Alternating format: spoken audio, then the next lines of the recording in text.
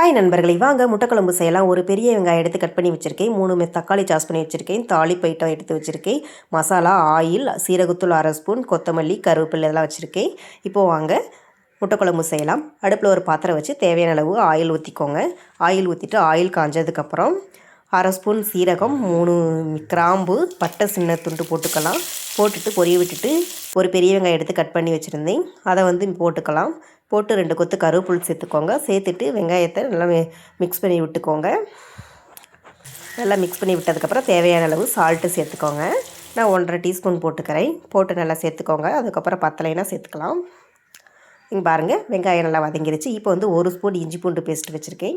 அதை போட்டுக்கலாம். போட்டு பச்சை வாசனை போகிற அளவுக்கு நல்லா வதக்கி விட்டுக்கோங்க. இப்போ 3 தக்காளி சாஸ் பண்ணி வச்சுருக்கிறேன். அதை சேர்த்துக்கலாம்.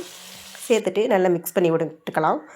தக்காளி பச்சை வாசனை போகிற அளவுக்கு நல்லா மிக்ஸ் பண்ணி விட்டு வதக்கி விட்டுக்கோங்க. இப்போ பாருங்கள், மசாலா 1/2 ஸ்பூன் சீரகத்தூள், மல்லித்தூள் 1 ஸ்பூன், மிளகாய்த்தூள் 1 ஸ்பூன், அரை ஸ்பூன் சிக்கன் மசாலா, 1/2 ஸ்பூன் கறி மசாலா, 1/4 டீஸ்பூன் மிளகுத்தூள் இதெல்லாம் சேர்த்துக்கலாம். மஞ்சத்தூள் ஒரு 1/4 டீஸ்பூன் சேர்த்துட்டு நல்லா பச்சை வாசனை போகிற அளவுக்கு நல்லா மிக்ஸ் பண்ணி விட்டு வதக்கி விட்டுக்குங்க.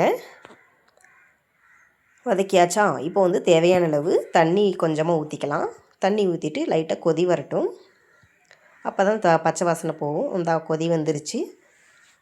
இப்போ தேங்காய் நான் கொஞ்சமாக அரைச்சி எடுத்து வச்சுருக்கேன். அதை சாரை தான் இதில் ஊற்ற போகிறேன். ஊற்றிட்டு தேவையான அளவு தண்ணி ஊற்றி மூடி வச்சுக்கோங்க.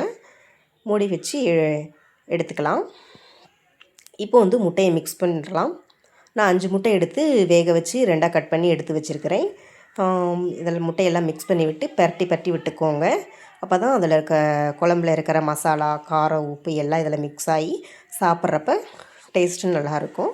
நல்லா மிக்ஸ் பண்ணி விட்டுக்கோங்க. அவ்வளோதான், முட்டை குழம்பு ரெடி. நீங்களும் உங்கள் வீட்டில் ட்ரை பண்ணி பாருங்கள். நல்லா இருந்துச்சுன்னா கேபி தேவ் சேனலுக்கு லைக் பண்ணுங்கள், கமெண்ட் பண்ணுங்கள், ஷேர் பண்ணுங்கள் நண்பர்களை. வாங்க இப்போ மல்லித்தலையை தூவி விட்டுக்கலாம். அவ்வளோதான், முட்டை குழம்பு ரெடி. பாய் நண்பர்களே.